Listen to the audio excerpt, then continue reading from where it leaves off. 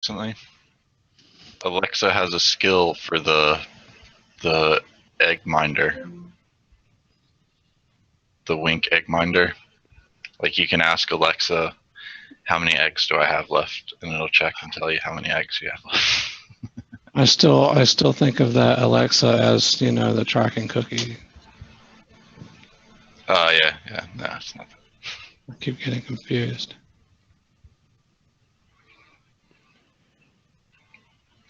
All right. I like it. You on the Fire TV, having to hold the button down the whole time. Like if you let go of the button, it'll quit listening to you. I like that. I hope it's actually true, not just like a pretend kind of thing. Yeah, well, it's like it's listening to you, but yeah, it's paying attention. Yeah. Oh, it's definitely still listening to you. It's just paying attention when you hold the button. All right. By the way, I'm sorry. Gosh, should we starting? Yeah, I was just going to tell you that no, my Chrome OS does not have Google Play support, and not for the foreseeable future. Really? Yeah, it's only on two select Chromebooks. I don't know what they've locked it down to these certain models or something. Why was everybody touting it as all Chrome OS? That's ridiculous. All Chrome OS on those two select Chromebooks. Yeah, that's ridiculous. Oh, Google, are you ever going to figure out what you're doing? We are tubing. Yeah, I saw. Okay. So we are live and on the air. Welcome everyone to the Foolish Tech Show. It is a bright and bushy Tuesday morning, and we are here mainly to provide support and answer any questions about our products and services. If you'd like to discuss any of that with us or just talk to us directly, you can jump over to our IRC chat at foolishtechshow.com. We have a couple ways you can join from there, and we'll be more than happy to talk directly with you. Looks like we got Phoenix already posting some links to start off the day. And I got quite a few links as well. So before we get into that, though, how is everyone else doing? Hey. Okay. Doing well. Hey.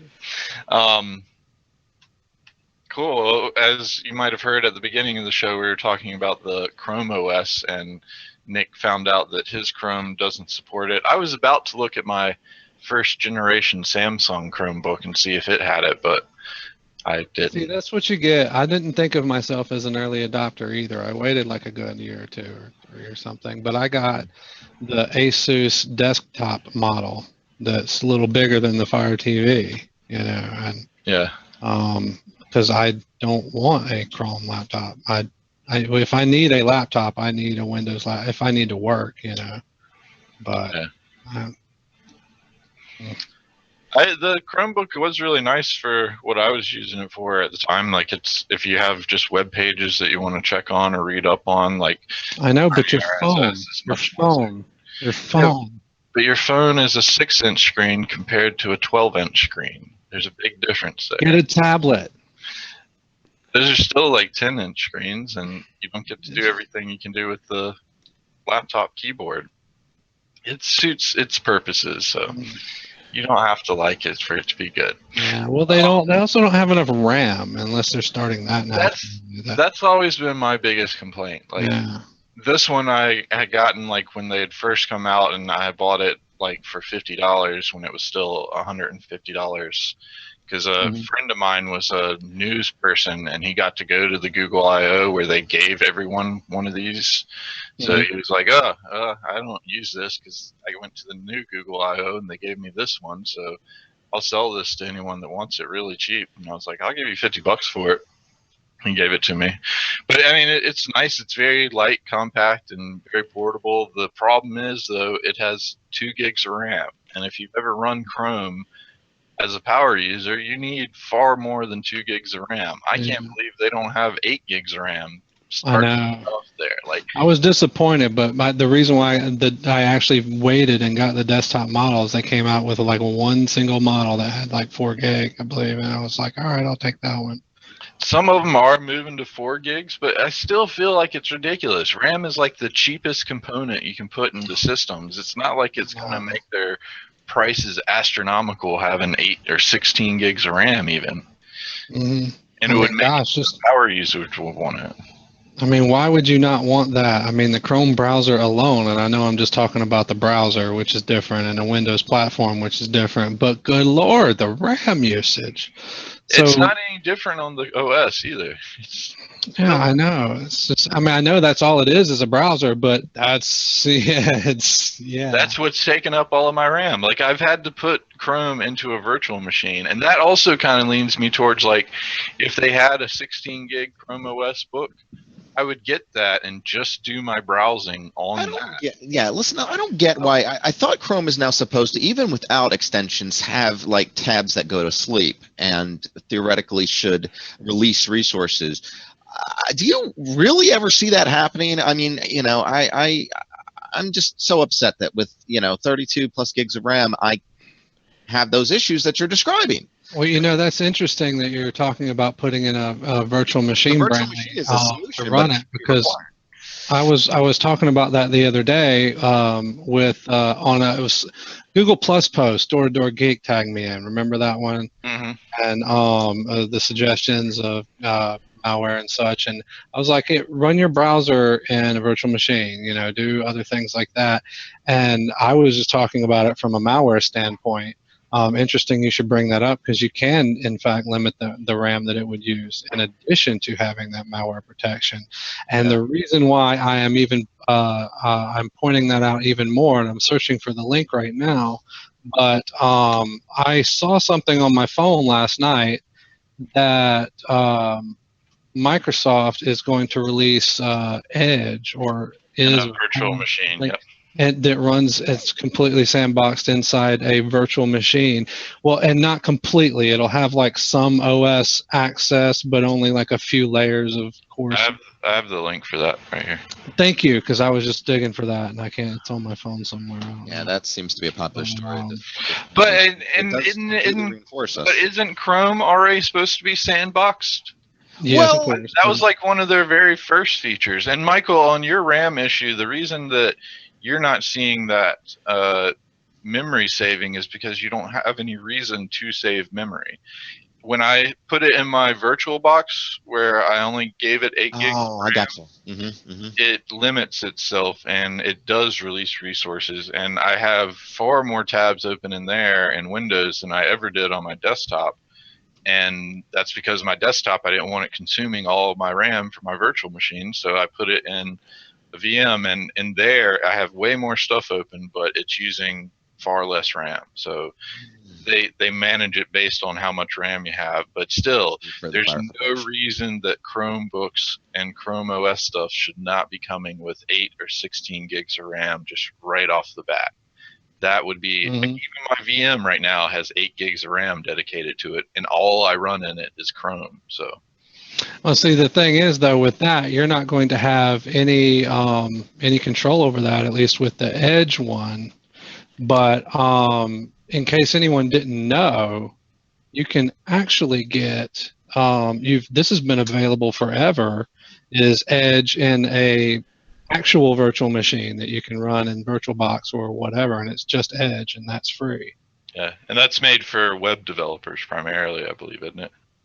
Yeah, and developers test out their testing, site. Yeah.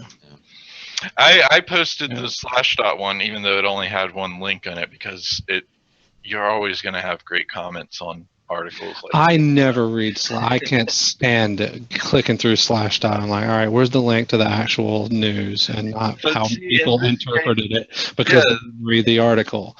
The comments are way funnier. I just like them because they always have typically, or they typically, not always, but they typically have multiple sources to the stories, which I think is important, because I don't trust a single, I don't trust news so much these days. And they do have a lot of good feedback in the comments, I suppose, but I don't focus on the comments like Brantley seems to. I read most of the comments just anyway because it's so entertaining. Because like you have a bunch, especially on stories about Microsoft, you have a bunch of Linux people. Like they did a poll, which browser or which they did a poll about something, and most everybody answered, "I just use Linux."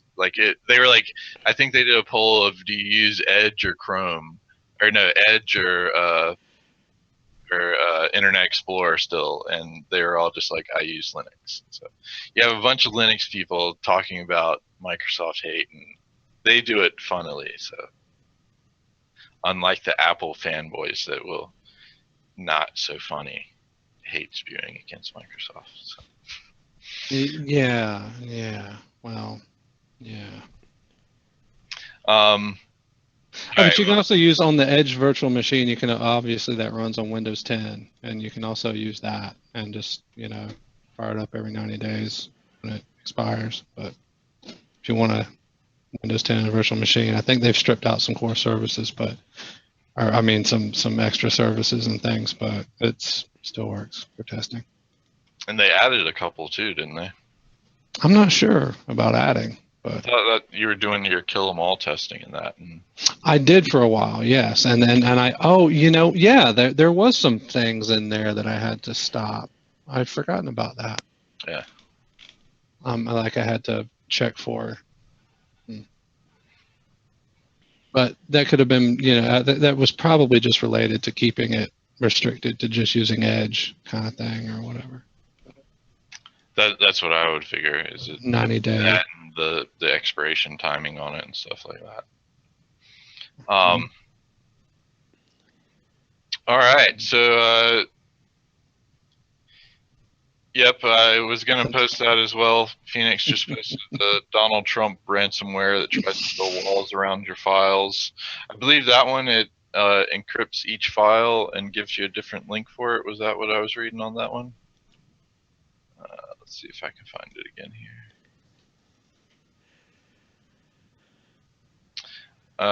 It's currently in active development and uses the .encrypted.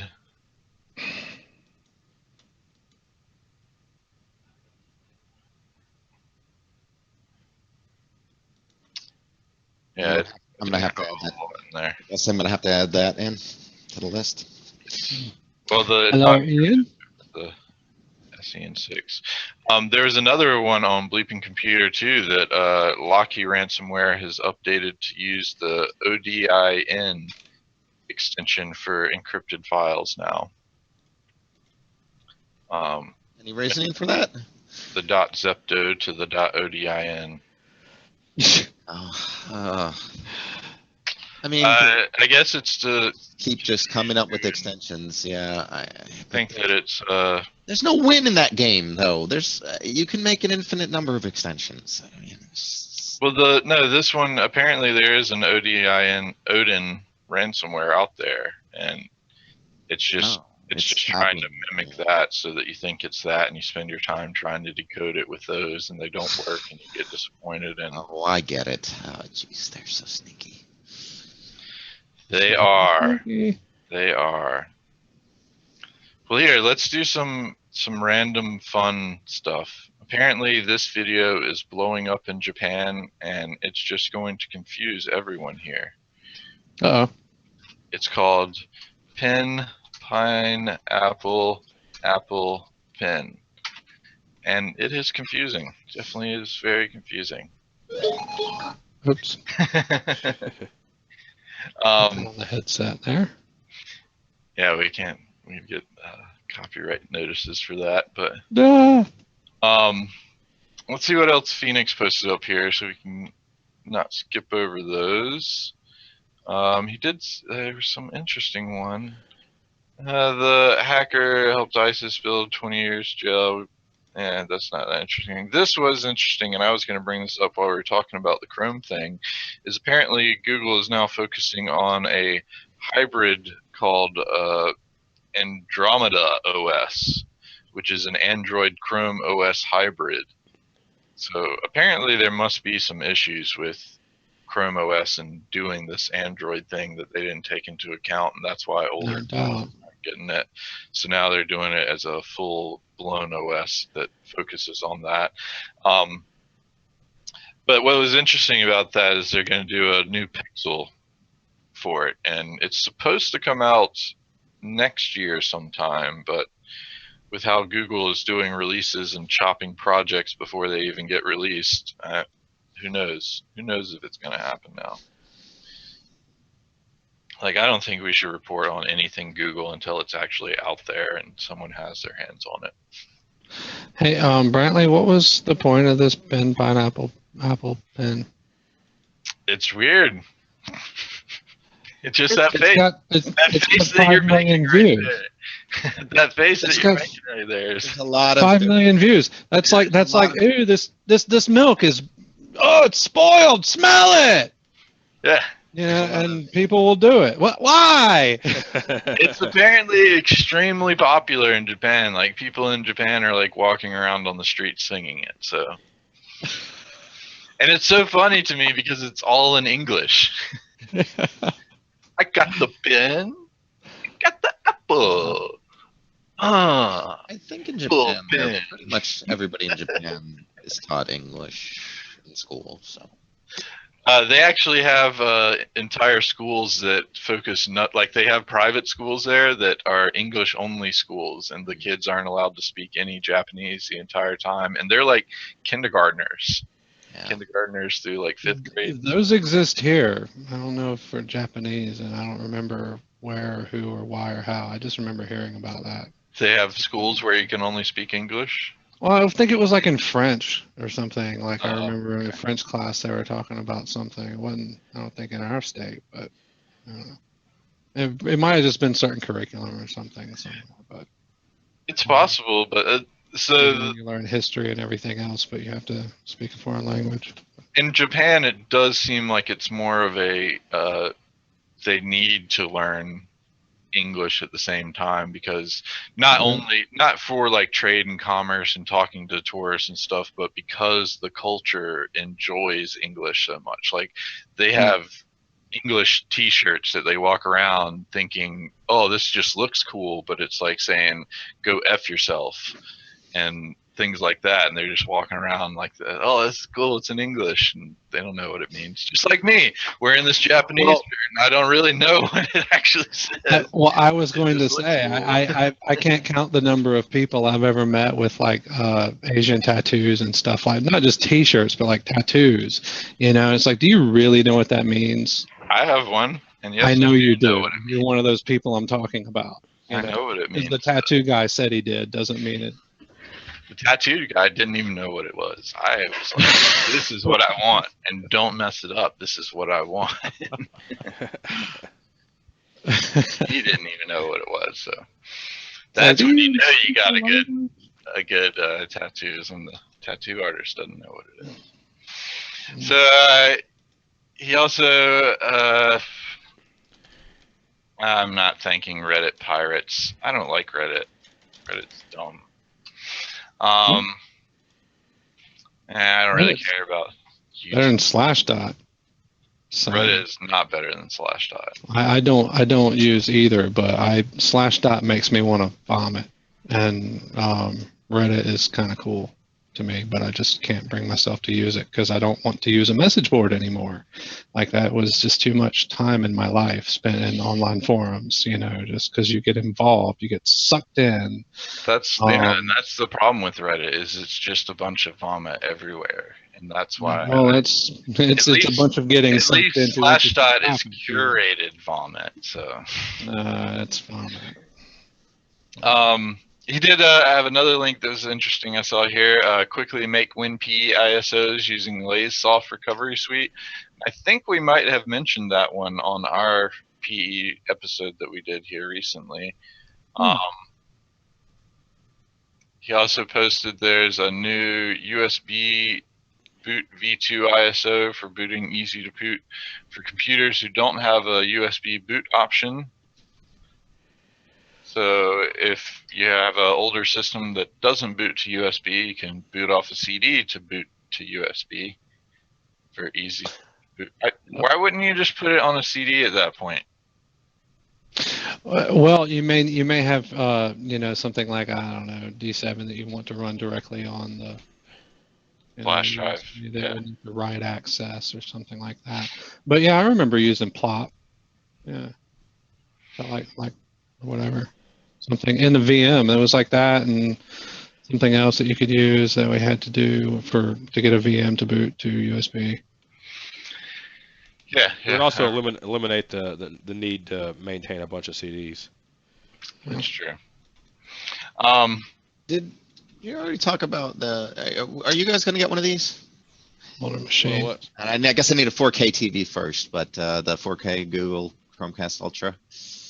We have already talked about that, and we already mentioned just recently that we're not going to talk about Google stuff until it actually comes out, and that's not scheduled. Well, that's a hardware device. That's not even being shown until October 4th. Yeah, they don't even have the logo on it yet. They're only showing it to developers, and it's probably not coming out until later this year. So I'm more excited about the Google Home speaker because Alexa's dumb. Shit. I'd be more excited about them playing nicely with Amazon from now on, and but that would be interesting. My Fire TV without third-party app and other things like that. Well, it's Amazon locking those things down, not Google. Well, it's because I don't really know who started the fire, but it's funny. Amazon is using Google's OS, and they're.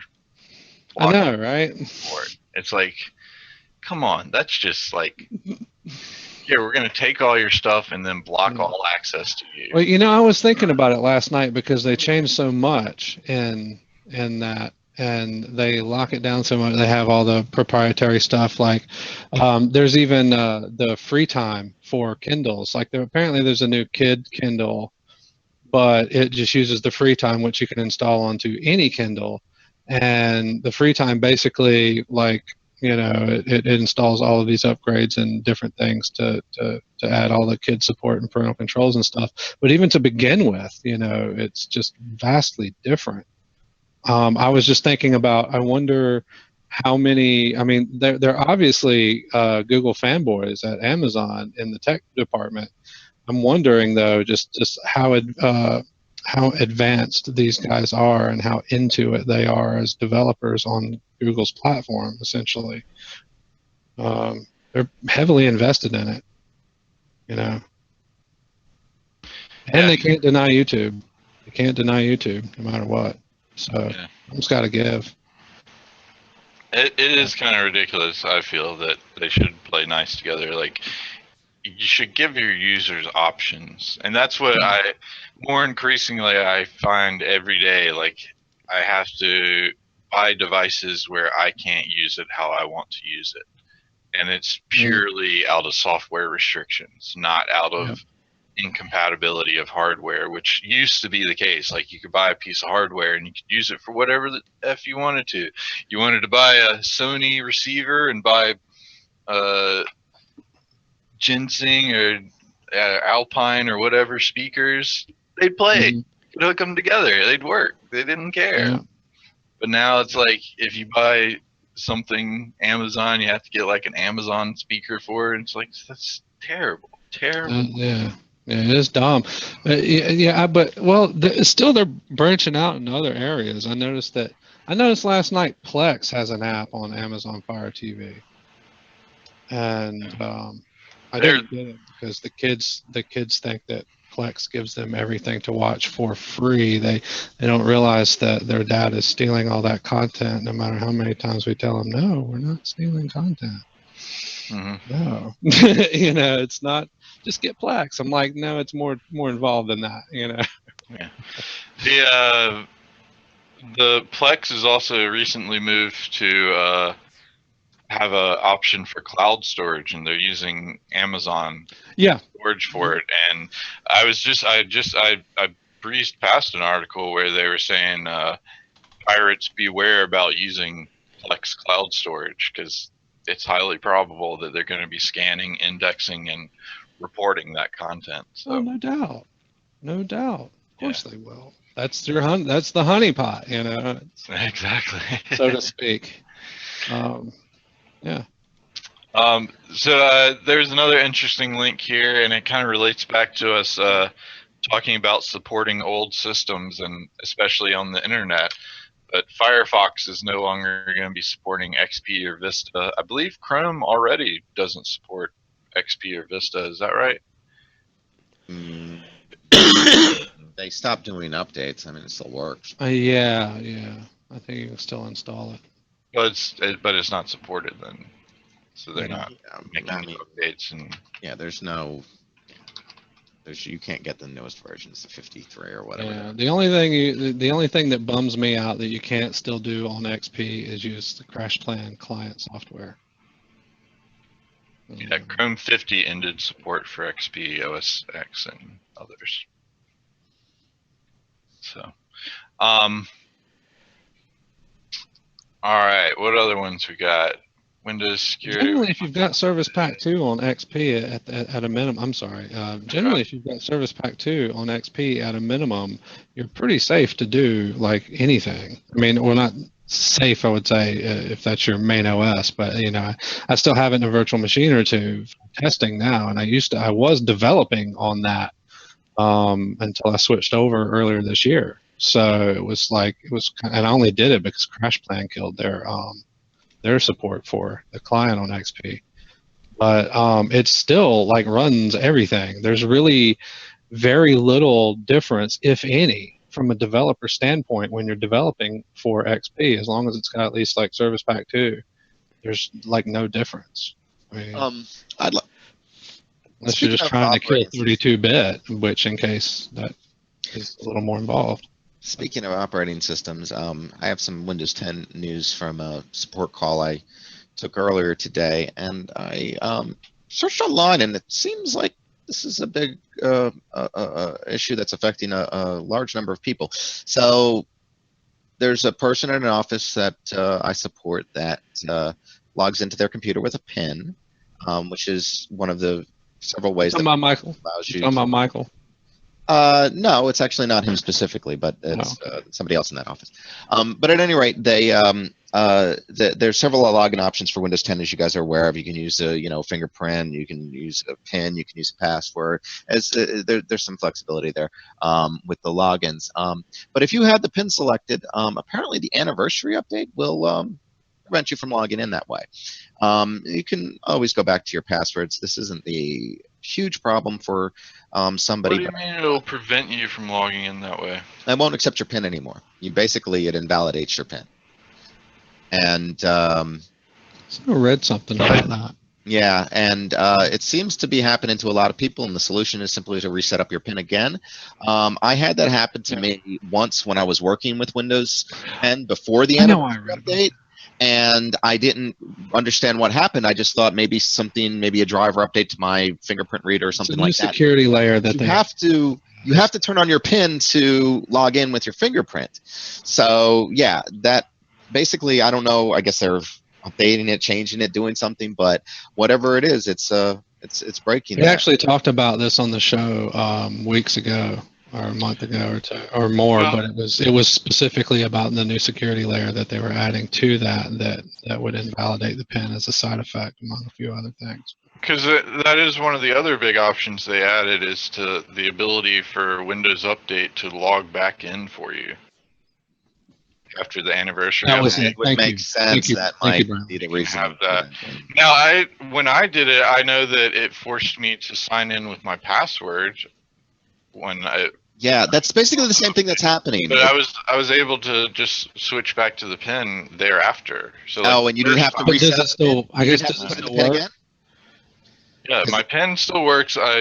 So I did the anniversary update. When it rebooted, I tried typing in my PIN. It was like invalid password. I was like, what? That's not a password. It's a PIN. And then I was like, oh, it's asking for my password. All right. I typed in my password, entered my password, and then next reboot, I was like, oh, I can just switch to PIN, and it took my. But what I'm asking is, after switching back to the PIN, can you then log in? Or does Windows Update still then have the ability to auto log in? Unsure. I was thinking that you had to use a password for that functionality, but unsure. I have not actually seen that functionality work either. So, like, I guess it's also because I try to keep an eye on my updates, and as soon as I see them, I update and reboot manually so that Windows isn't rebooting my system. Saying okay. Sure. Yeah, and Joe Chamberlain said he didn't have that issue when he upgraded his PC. Is it maybe just that they're not seeing the option to switch back to the PIN and enter the PIN? Okay, so in my case, it definitely was that in my particular case, the person didn't see the option to alternatively log in with a password, and they had set up the PIN with the and I don't even think they have a password, or it's trivial for their login. You have to have set a up the PIN to set up a PIN. Okay, well, they do, I guess. It's but you know, I didn't seem to remember her telling me she typed it back in, so I'm a little confused about that. But she the lady I was dealing with, she had set up the PIN specifically because she does some accounting work on her computer. So I don't recommend a PIN actually, because a password is typically longer and more robust in that regard. Although I don't like passwords either, and we've discussed all this. Their PIN setup is actually pretty nice.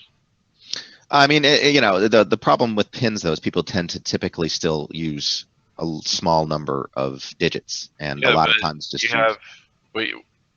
have it's like you only have 3 chances to enter your PIN correctly. Yeah, now that's good. They have hardened that. Yeah, I'll give you that. Yeah, that is nice. You know, will that stop a truly dedicated person from, you know, breaking in relatively 4-character or 4-digit PIN? Probably not. But no, you can't. You have to use a password once it gets to that point. It has a lockout point where if you enter the PIN incorrectly too many times, you don't have that option. You're right. I remember that. You're right. Regardless, though, she set up her PIN and you know, was unable to use it, and she logged in every single day with that. So I don't have any reason to believe that this is an issue that somebody spaced out, and it wasn't that the PIN was set up recently. So, you know, it had been in place for a while. It seems to be consistent, but it certainly falls in line with everything you guys have been saying. It's that auto login for the update probably requires that the password feature be there, and it I guess. I think it's more just the security layer of making sure that they are who they say they are. Like maybe you stole this computer, and but why wouldn't it? So, but shouldn't the prompt be you have to log in with your password? I mean, or something like that to the user instead of just saying your PIN's invalid. It doesn't say your PIN's invalid when I was doing it. It said. Okay, well that's what happened to this.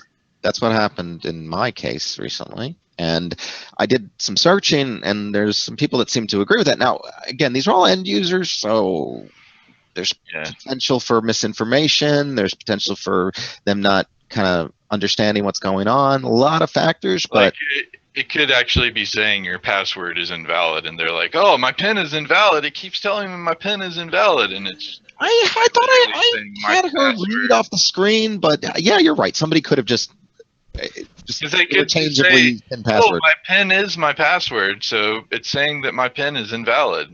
That's what it's telling me here. That's a good theory. Maybe that's the case. Where I read it and I was like, "Oh, it's asking for my password here. Let me put that in instead." I wonder. Okay, that's a good point. You know, if this comes up again with anybody else, I'm gonna maybe ask a few more questions and maybe try to do. Phone pictures. Send it. Pictures. Yeah. Yeah, well, that's the problem. It's not easy to not easy to do a screenshot on the login screen. So, you know. It is with cell phones nowadays. Yeah. So Phoenix also pointed out one other interesting one that apparently there's a new Mac Trojan that's using the Russian space program as a front. So Mac users, you can get viruses and Trojans, and you're starting to become more of a target.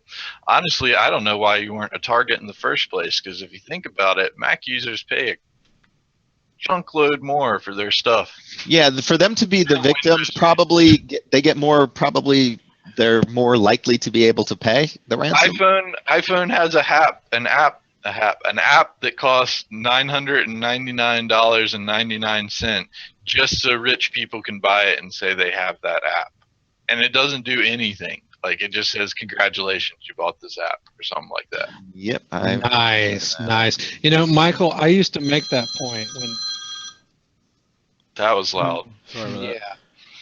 I used to make that point, Michael, as one of my points when people would be like, "Oh, there's no malware for Mac," and I'm like, "No ransomware for Mac," and I'm like, just wait, because Mac people can afford it. I mean, they bought that Mac for no reason. So, I didn't really generally consider the money correlation, but it does completely make sense. And like, obviously malware authors have learned how to monetize the best way that they can, aka ransomware. So, yeah, they would be great targets. They would be perfect targets. And in fact, it's a status symbol, and it shows that you have money. So if they make ransomware look like, if they make ransomware imitate Apple stuff, that will probably be the best way to do it. That, if and they call in Apple, they'll just pay the ransom and get their files back. They're like, Apple took my stuff hostage, and I have to pay for this update.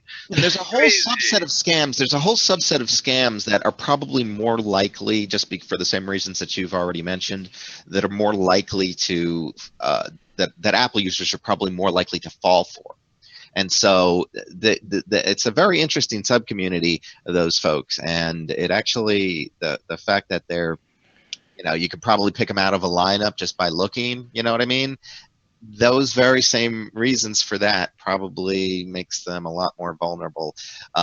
There's a lot larger inconsistency amongst PC users, I would say, in other words. They're much more representative of the average person walking down the street. And while a subset of those users will fall for various scams, it's hard to find one thing that affects the whole group. Whereas with Apple, I think that's going to be a whole lot easier. And so, yeah, this is just going to increase. So Eric and Nels from the Future Tech crew point out that it's probably going to increase steadily as time goes on, like we've been saying. And Nels pointed out that it doesn't help that the hardware Apple uses is old to begin with. So they have waited a very long time between upgrades, and it's ridiculous that people buy Mac hardware. Honestly, like there was a time when they used a different processor and things like that it still made a little bit of sense to me. But now that they use Intel stuff, it's ridiculous. I don't see why they would do it other than status symbol and ease of use, possibly. But even ease of use is still baffling.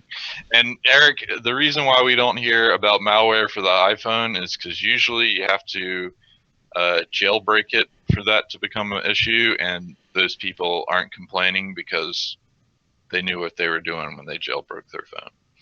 Or if they didn't know what they were doing, then they're still running the malware on their iPhone. They just don't know, but they got their one app that they can play with that they wanted. So I do have to give it to them that Apple does do fairly well with security focus, and I still think they're just under the.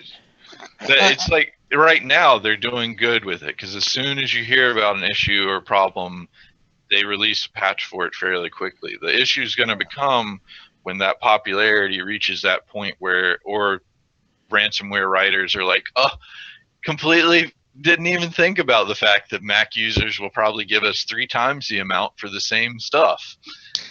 There's still, though, the issue of Apple's not being used in businesses primarily. Okay, I'm sorry, I just haven't walked into a business that solely ran Apple hardware. Well, one. I found one. I did find one. It was a very small.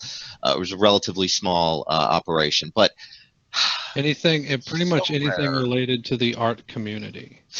Okay. Well, I was about to say the ones that I've seen running Apple hardware, the hardware that they're running, like the stuff that they're doing on the Apples is like the entire focus of the business. Like they don't run just Apple hardware, but the stuff that they run on Apple hardware is the entire focus of the business, like graphic design places or advertising places, or even this headstone place in Greenville. They ran Apple hardware to do their designing of the headstone. I know this place you're talking about. They don't do that anymore. They do have. But my point there is that if usually those places that do use Apple in their business, like the entire focus of their business is on that Apple. So if that Apple gets infected with ransomware, that business is at a standstill, and that's the data that they're going to want to pay the most for. Like they could probably care less if their QuickBooks on their Windows got ransomware. They just say, oh, we got a backup, we'll restore it 2 weeks ago, we'll have to re-enter things manually. But if things on their Mac got encrypted, they'd be freaking out because they don't have backups of it. They have only this thing, and the way the time sync backup stuff works, it might even write the backup, the encrypted stuff to the backup and stuff. Nels points out, Futures Nels points out that they have 2 businesses that mainly run on Macs, an IVF doctor, in vitro fertilization doctor, and a furniture store. The group that I was dealing with that ran Macs, I believe, was some sort of child care or early developmental thing, maybe kids with developmental problems. I was a little bit unclear, but they ran it too. But honestly, if I counted up all the number of businesses that the shop that the store that I used to work for did, and I'm sure you guys are doing the same thing, you have those 2 that run Macs and 100 or more other ones that don't. So again, if these malware people are trying to target businesses in some way, which usually probably have a better chance of a return in the case of ransomware, it's not going to affect that many Macs. But I'd like to point out that while they do pretty good on, I always get surprised that Tank doesn't jump in and say, do, but don't do the don't do. He does when we're not on the show, but I'll try to be faster on it the next time. All right, thank you. The Apple does do good about doing updates, but at the same time, I'd like to point out that their latest iOS 10 on iPhone 7 got broken in under 24 hours by someone that was 17 years old. So if someone wants to do it, they can do it very quickly and easily, and it's not that hard. It's just they're going to come out with a patch for it that comes really quickly right after that. So that's why they do good. And Phoenix Linux for the win there. I like Linux, but there's kind of 2 sides to that. First off, there's far more holes in Linux, and it's just the same reason that they're not being focused on like Mac, is that it's not popular. There's Linux. There's the Linux side of it for servers. Yeah, there is Linux ransomware, but the other side of it too is the fact that you're using free software. You might not pay your ransom anyway. Like, you're already kind of being cheap there. So that's kind of the opposite. I feel like Mac users are going to be the next big target, and it's once they realize, like what Eric and I both mentioned, is that, or Ian and I both mentioned, is that they're paying 3x for the same stuff. So if they're paying 3 times as much for the same stuff, they're going to pay 3 times as much for their data. It's easy math, I feel. So,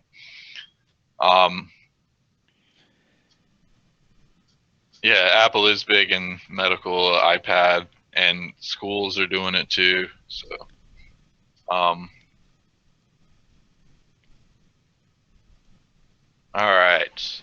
So, that was a good conversation and talk. Thanks, everyone. Throw you off on this a little bit here. Let's look at, has anyone ever listened to the audio captchas? I haven't. No, and never come Gizmodo does a little bit of clickbait there with their first picture. It does not sign in like that. It'd be way cooler if it did, but it does not. It's just what they do for the audio captchas. It really sounds freaking creepy, and I would not want to. Like, it makes it so I feel really good that I'm not blind because I don't have to listen to those audio captchas. Because it's like listening to exorcism tapes or something. Like they. Okay. So, like, there's like words and sounds and things all going on in the background. Well, and you do know that we can analyze. Computers are actually. Computers can do a fair bit of analysis on voice stuff, so they probably have to put all that crap in there to prevent an artificial type thing from from circumventing it. So that's why they probably have those additional noises in there. I would imagine the same reason why the pictures that they post for those types of captchas are, they're not a single item typically. They're not just like a person standing with no backdrop and very, very clear lines. And stuff that is usually trees and stuff partially obscured and things of that nature. That's their form of noise to increase those pictures' likelihood of not being automatically circumvented by an AI. I'm just saying it sounds really creepy to people. Like if I had to listen to audio captures every time, I would be But scared. Brantley, you have to understand that there's a whole group of people who are blind that basically cannot access a whole swath of sites that are out there today because of things like this. And this I is know, really but the they don't solution. have to make it sound so creepy. They could add. But maybe they do. Maybe they do. Remember, it's for They could add some happy sounds, not like I shouldn't feel like I'm listening to an exorcism while I'm trying to solve a CAPTCHA. It does really sound like that. Listen to some of those on that page. Maybe they could improve it. Fine about listening to that. It's just like that's terrible. Like they could introduce some like happy sounds or some digital musics or something like that. Like they don't have to make it sound so freaking creepy. But they could have just used a happy exorcism. Yeah. Yeah, because there's so many of those. Where they're trying to get people into. I find them relaxing. Yeah, that's what I do when I want to kick off my shoes. How about if they actually called you on the phone to tell you the code as opposed to delivering it via the website? Yeah, that would be way better. Talk to a friendly person instead. Or an expensive. automated thing. That's expensive. It's not expensive. They do it all the time. Or heck, send me a text message and I'll have my phone read it off to me. Yeah. They do that stuff all the time. Well, anyway, they're having a big Apple thing in chat still, but looks like money is, or not money, is going to be more money soon. Apparently Japan is really taking hold on the Bitcoin thing, and you can even now pay your utility bills with Bitcoin, or they've at least outlined a plan to start doing that. So yay, good for them. What else we got here? I thought this was interesting. There's a Lifehacker article about Insomnia Bot. Apparently there's a bot that you can text or chat with when you can't sleep. So if you're interested in seeing what kind of weird things that will do. If I had something called Insomnia Bot, I would definitely try to mess with you through that bot. I already know you're sleep deprived and having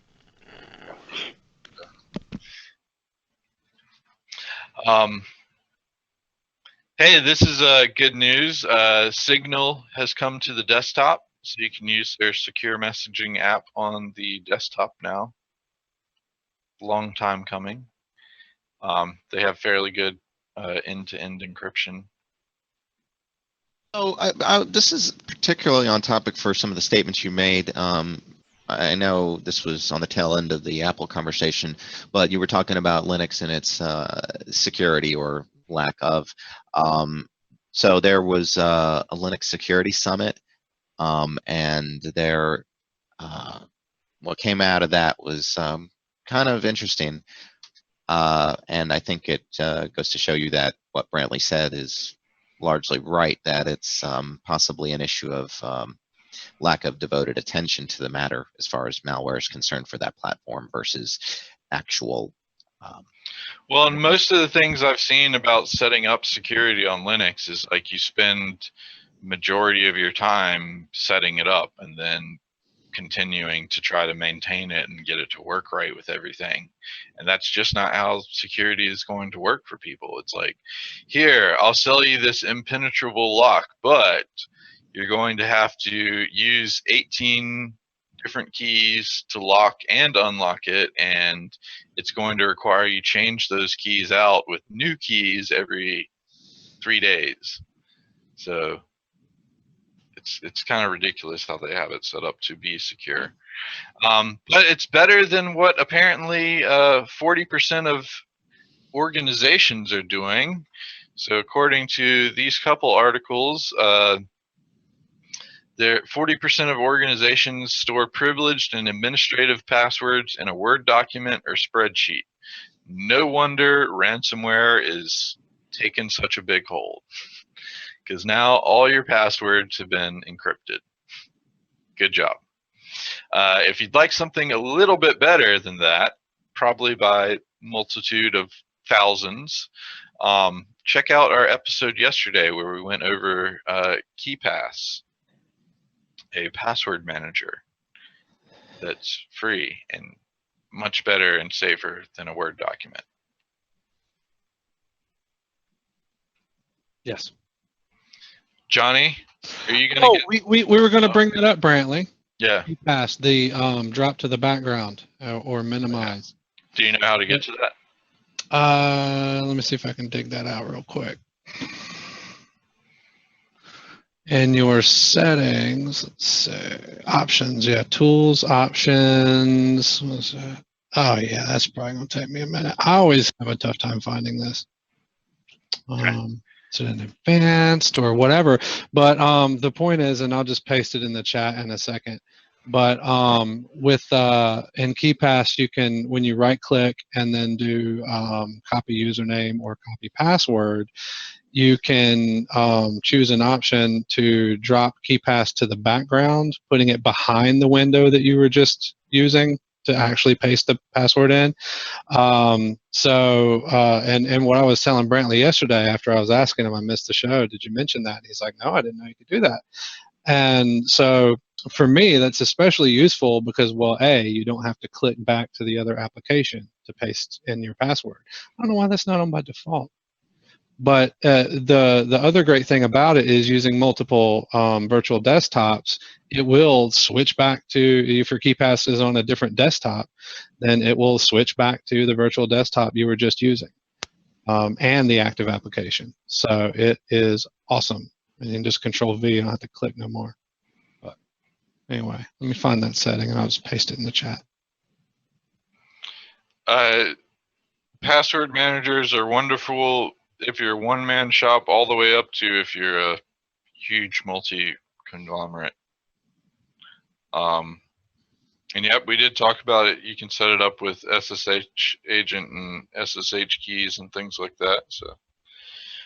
What about me? What were you saying? Well, I was going to say, are you going to get these Snapchat spectacles? I hope so. They're $130, but they have a camera built in, and they're designed specifically for Snapchat. They look awesome. Well, that picture is misinformative. Oh. Okay. All right. Sweet. So the Wall Street Journal has an actual look at what their picture is, but they still look all right. Go ahead, John. Nick, sorry. Oh, it's if you've got it, it's Tools, Options, Interface tab, Main Window, and then you have Drop to Background after copying data to clipboard, and you've got under that Minimize after copying data to clipboard. So, like those. But you should always look through the options of KeePass. There's a ton of them that are awesome. Yeah, it's very robust and full-featured. Yeah. We definitely did touch on that lightly yesterday. You know, one thing I haven't looked for, and I'm wondering if they would have this now, is auto clearing the clipboard after predefined seconds, which you can adjust that, but they don't seem to have it. Maybe I should make a suggestion to their developer or something. But you don't get this actually. In my one of my custom apps that I use with building and working with files after I've just compiled them is the digital signature, and one of them uses the hardware key.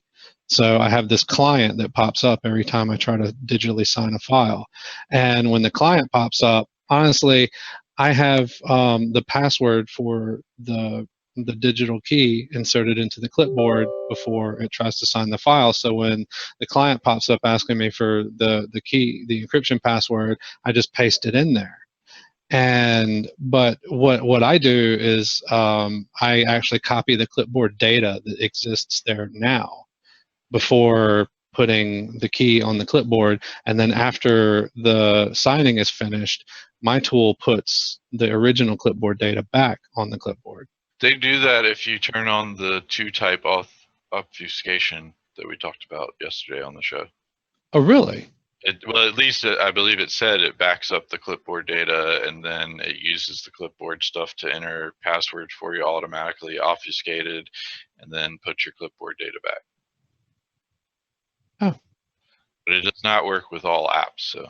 Yeah, it doesn't appear that it works with. Well, I mean, it's a clipboard. It's a Windows clipboard. It doesn't. I've never had that. The two-type obfuscation thing doesn't work with all apps. Oh, okay. And it's actually more for the auto type feature right. Yeah, I don't use that. Yeah, that's actually what those features of the drop to the background are for, I would imagine. I imagine it's for you not having to click back to the window you were just on. I mean, come on. Or the virtual desktop. I like that. That's actually it's switching back on virtual desktop is how Windows handles. Yeah. Clicking on the app again. Or selecting that app again.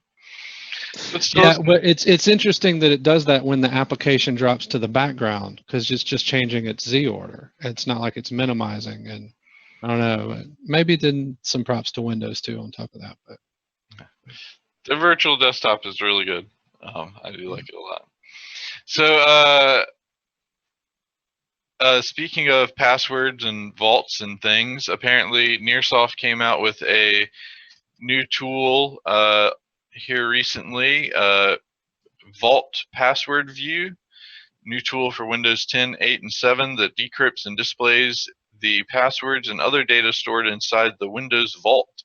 You can use it to decrypt the Windows Vault data of your currently running system, as well as the Windows Vault data stored on external hard drives. I didn't even use or know about a Windows Vault, so cool. Thanks, Nearsoft.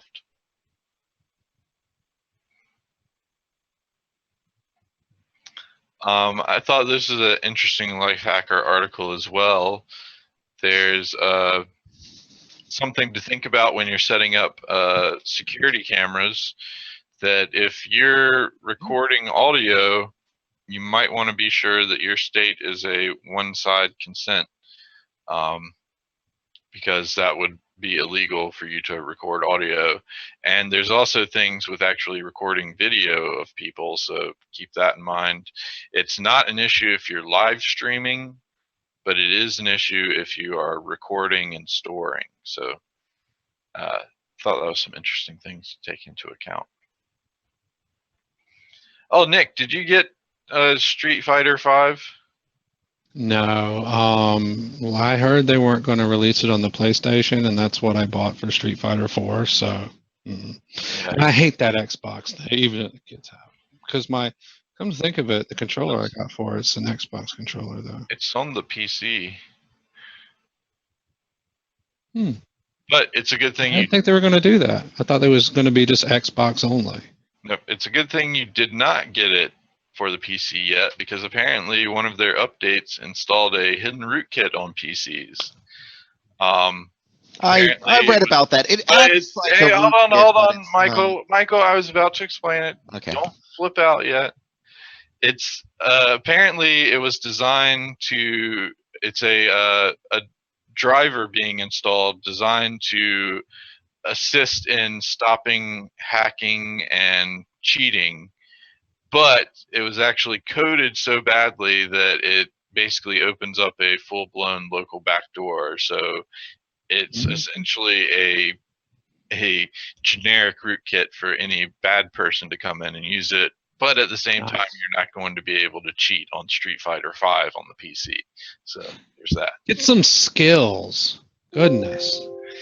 So yeah, apparently it is on the PC if you wanted to get that, but be wary of their update process, I would say. You may want to put it in a beta. Like yeah. Yeah, if it'll run well, but yeah.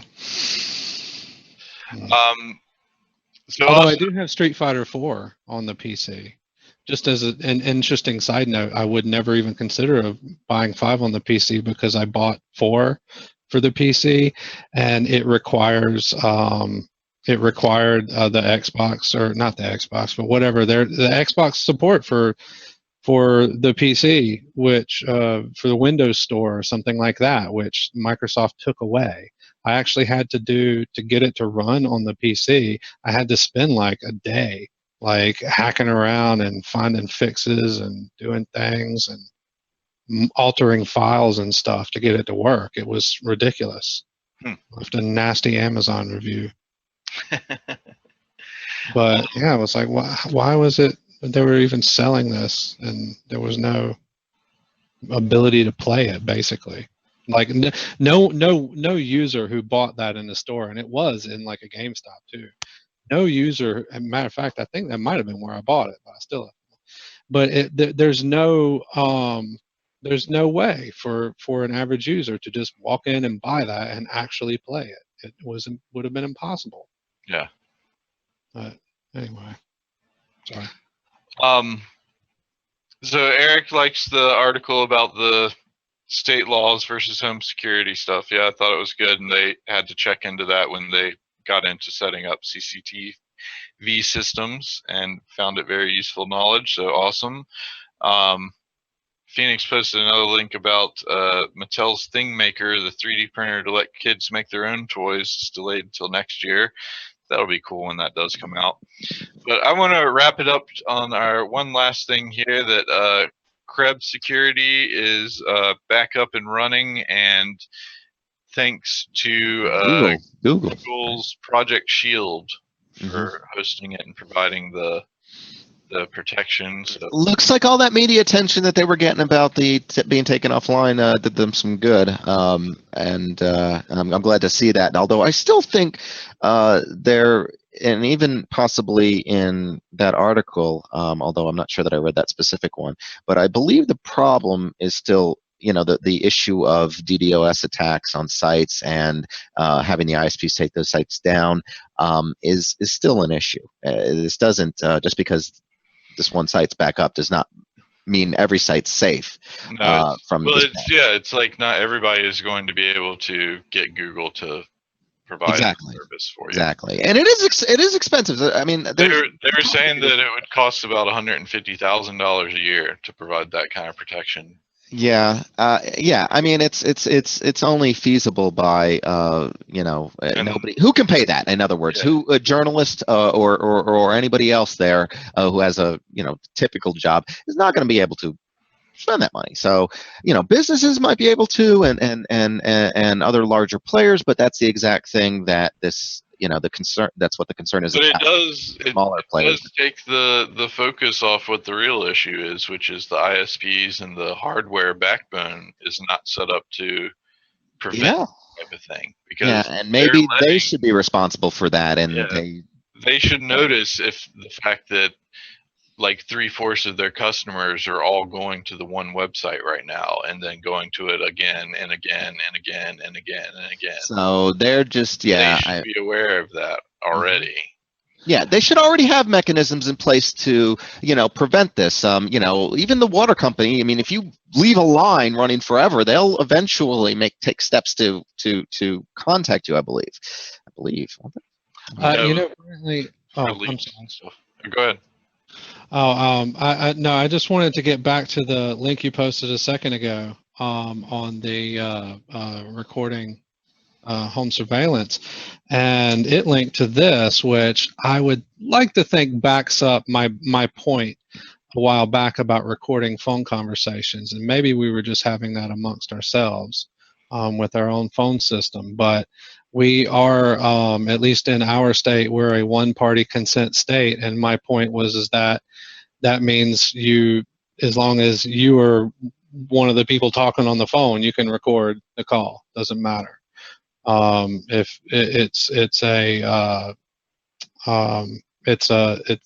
and I think you were saying, or someone was saying that was not the case. It depends on how it's set up, because first, if you're contacting other states, somebody in another state, yeah, that was the issue. Their states may take a ruling on a different effect, and you have to take that into account, especially if they end up bringing litigation against you in their home state. Then what you have as evidence is not going to be legal because they didn't consent to it. So it doesn't actually make a distinction between inbound and outbound calls, unfortunately. And I'll have to look at the law again. It's probably, they've probably linked to from that link somewhere, but that just caught my eye because I was saying it was like it was either one or two party, and I was saying yes, but zero party is what is prohibited, and that's wiretapping cops, that kind of thing, without a warrant. So. But it's when you have to take in multiple states, that's where you start needing to take it. Like you take the highest common denominator at that point. So if two-factor or two-party consent is what you're going to be dealing with at some point, there's no reason not to say, hey, you're being recorded. Do you consent to this? And then obviously you consent to it. So just trying to catch them saying something bad. Yeah. But I mean, that's part of it, is that's why those states have those two-party consents, is because of stuff like that. If you're perhaps, yeah, but I happen to know my ex-wife calling from inside this state generally, so you're more than welcome to record her. My parents did the same with each other already, so that is acceptable in court. But again, it's like jurisdiction and finding where things get taken place. Like if they end up suing you, they want to do it in their place and things like that. So all right, we are way past our hour. We'll leave you with this little tidbit to wet your whistles until Friday when Luke Cage comes out on Netflix. It looks like it's going to be a pretty good series. So Luke Cage, huh? Yeah. It looks like they're doing pretty well. I liked what they've done with it so far. Almost comic book. Yeah, that's what it's based off of. It's the Marvel Luke Cage thing. It looks like it's about on par with the first Daredevil season and the second Daredevil season, kind of too. But, awesome. As far as the Daredevil stuff goes, I'm really excited to see a Punisher standalone series. I think that'll be. I think I have the issue 1 of that, Luke Cage. Nice. To dig that out. It'll be worth way more after this series goes down if it's really good. Yeah, man. Awesome. Indeed. All right. Well, thanks everyone for joining us on this lovely Tuesday morning. Again, we are here mainly to provide support and answer any questions about our products and services, but we do very much enjoy talking with you and the entire crowd here that we gather in our IRC chat and bring some great links and points out to us, and very much appreciated. So otherwise, we will be back tomorrow at 2 p.m. It's Wednesday, right? Yeah. Something like that. Yeah. So we'll be back then, and hope to see you then. Thanks everyone for watching. Later. Internet. Thanks, internets.